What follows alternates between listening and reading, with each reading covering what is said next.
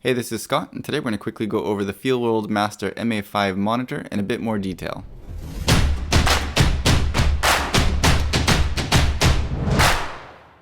Getting right into it, let's take a look around the outside of the monitor. In terms of physical controls, this is what you get on the top of the monitor.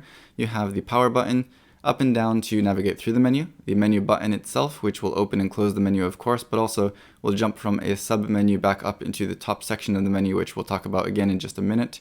You have right and left arrows, which will again navigate through the menu, but also control the volume for the headphones when you are not in the menu. And you have two function buttons here, which can be programmed to quickly access some of those assist features in the menu. So the power is on, and you can see the battery level up here in the top corner in 8%, and I believe that this will jump down in 20% increments as the battery gets lower. But now let's go ahead and see what's in the menu. To open the menu, you'll press the menu button, of course, and you'll see this display on screen here. And this is where I told you pressing the menu button will jump from this sub-menu up into these different pages that you have. So you got 5 different pages here, and under that you'll see a number of different settings that you can adjust within each of those pages. And let me just show you quickly. If I go down into one of these settings, pressing left and right will adjust that setting, and it won't scroll between these different pages. But if you press menu again, it will jump back up to the top, and pressing left and right will allow you to scroll between those different pages. So just going through some of these different details in the menu, we'll start off with the first page, of course, and we'll just jump down into that by pressing the down arrow. And you can scroll through the different options again by using the left and right arrows. So in pick mode, you get user, dynamic, standard, mild, and again, we're back to user, where you can see that you can adjust the brightness, contrast, saturation, and sharpness by yourself from 0 up to 100. And each of these other settings, you can see the numbers change a little bit as you scroll through them. I've just kept it on user for now, and these are the settings that it comes with. Under that, you can also adjust the color temperature. When you adjust the color temperature, you can scroll from 6500 to 9300 and over to user. And when you go down to user, that's where you can adjust this red, green, and blue setting by yourself. But I don't mess with that. I'm just going to leave it at 6500, and it's been perfect for me. Finally, whether or not you are adjusting the color temperature yourself, you have the tint setting, which you can adjust here from, again, 0 to 100. Pressing menu will again jump back up into these top pages, so let's scroll over to the second page, which is some of your more technical settings. First up, you have the language, which you can scroll from English to Chinese, I believe, Spanish, Portuguese, French, Netherlands, Dutch, which is German, Japanese, Chinese again, I'm actually not sure, I'm sorry about that. But you have a number of different language settings here, but we're going to stick with English, of course, for now. Next up is your aspect ratio, and this is not your different aspect ratio guide markers, but rather the actual aspect ratio of your video. So setting it to auto has been fine for me, but you do also have options for 4:3, 16:9, just scan, panorama, P2P, and back to auto. So again, I think that in most situations, leaving this on auto will be fine, but it does have the option here to switch that up if you need to. You can also change the color of the screen when you have no signal. So if I turn my camera off, you can see here that it's going to turn blue. You can change that to red, green, black, or white, which is kind of cool, I guess, if you want to really customize this for you. Next up is OSD Trans, and OSD stands for on-screen display, and Trans, I believe, stands for translucent. So as you scroll through here, you can make it low, middle, high, or off. And as you can see, as I go through that, this on-screen display is a little bit more translucent, so you can see your image through it. But I'm just going to keep it off because I like to be able to see that very clearly.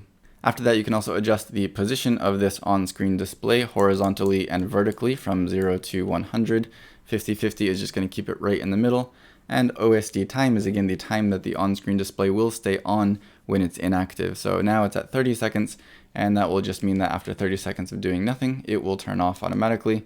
You can set that to off, which means that this will always be on regardless of how long it's inactive, 10 seconds, 20 seconds, or 30 seconds.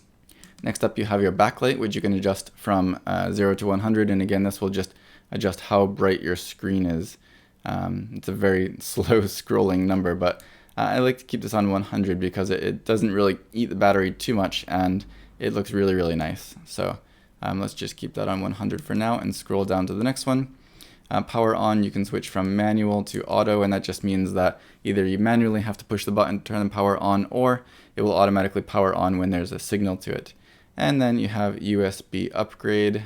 Let me scroll down to that, which if you go into that, it doesn't do anything because there is USB not detected. I don't have a USB plugged into it right now to upgrade that firmware, but you can also see the information for your firmware version right now, which for me is V1.20.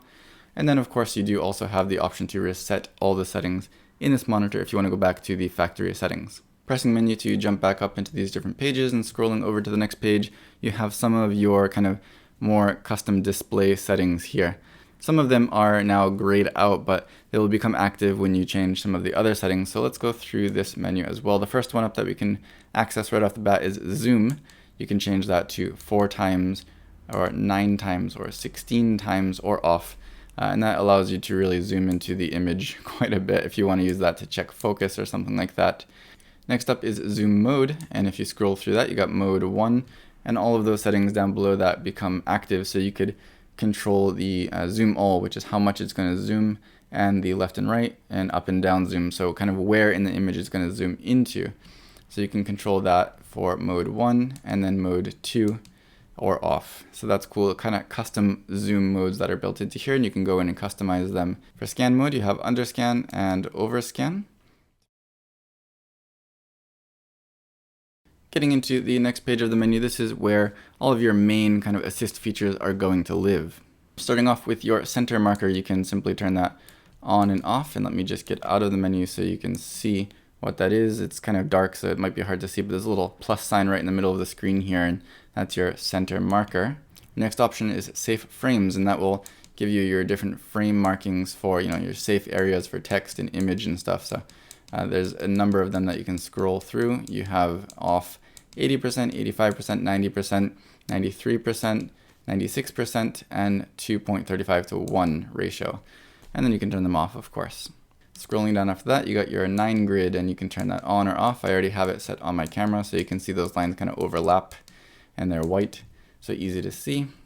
Image freeze, you can turn this on, and you can see that even if I move my camera, it does not affect it at all because the image is frozen. So that could come in handy sometimes. Next up is your image flip, and you have some different options here. You have off, of course, horizontal flip, vertical flip, and horizontal and vertical flip, and then again back to off. So this can really be customized for whatever configuration you have this monitor in. And not only that, if you have it, for example, set to horizontal flip, and then you go down to the OSD or on-screen display flip, you can also flip the on-screen display to fit whatever image flip you have set. So that's really, really nice as well. Not only will the image itself flip to fit how you have it set up, but the menu will flip as well. So that's very, very useful. After that, you have your anamorphic modes. You have off 1.3 times, 2 times, 2 times magnified, and back to user, where you can go down into some of these settings below, and you can really customize that for really specifically how much you need.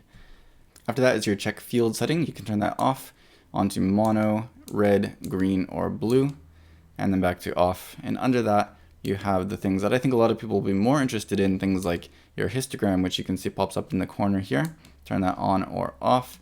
You have false color, which you can turn on or off. And you have that scale on the side to kind of tell you what brightness values, what IRE values, all of these different colors correspond to. Next up, you have focus assist, which is your focus peaking. And you can see it mostly on the menu right now, but that will highlight the edges in your image to show you what's in focus and what's not. And you can also go down below that and change the peaking color from red to green to blue. So you can customize that a bit. Let's go ahead and turn that off for now.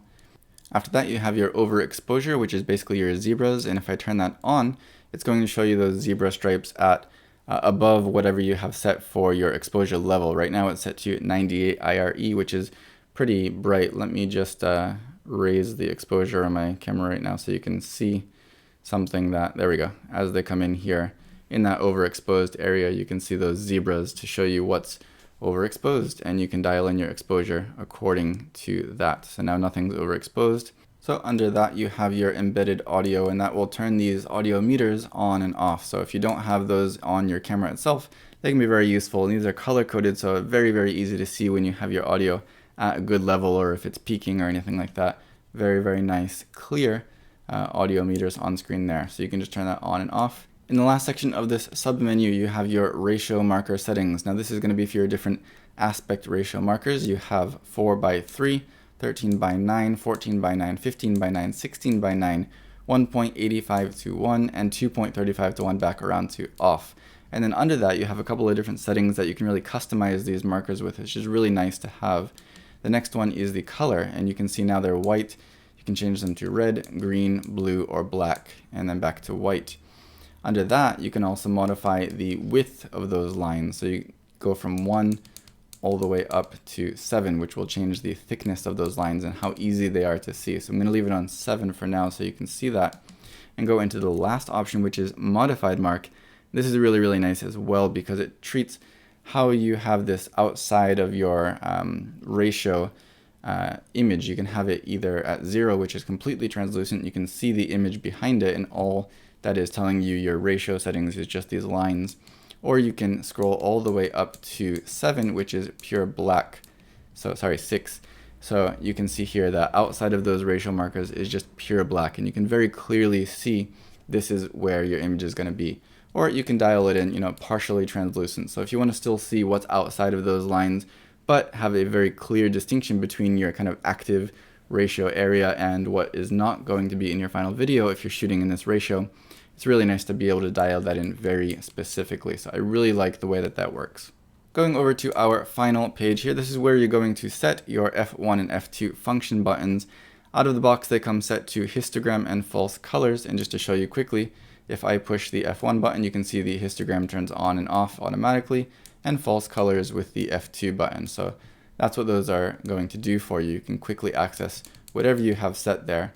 So let's just go in and see what you can choose here. If you press the right arrow when you have that highlighted, you get a list that pops up here. And if you use the up and down arrows, you can switch from histogram to false colors, overexposure, embedded audio, 9 grid, zoom, anamorphic, center marker, safe frames, check field, focus assist, aspect ratio, image flip, image freeze, and back to histogram. So there's actually quite a lot that you can set for these F1 and F2 function buttons. And when you've got what you want selected, just press menu to jump back into this menu. You can customize both of those that way, which is really, really nice to get a quick access to whatever you use the most often.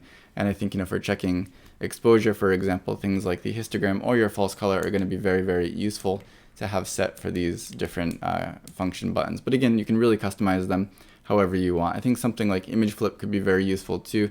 If you're going back and forth between the front and back of the camera, you can quickly switch that image to fit however you have it angled, and that'll be right there at the touch of a button. So that is basically what you're going to get in the menu system for the Feelworld Master MA5 monitor. And again, it's pretty simple in terms of what buttons and controls you have. Otherwise, if you have any questions or you want to see more about my thoughts of this monitor, I will put a link to my review down in the video description, so you can go ahead and check that out. It's a 5-minute review, so it won't take much of your time. If you liked this video or found it helpful, don't forget to give it a thumbs up, subscribe to see more in the future, and as always, thank you for watching.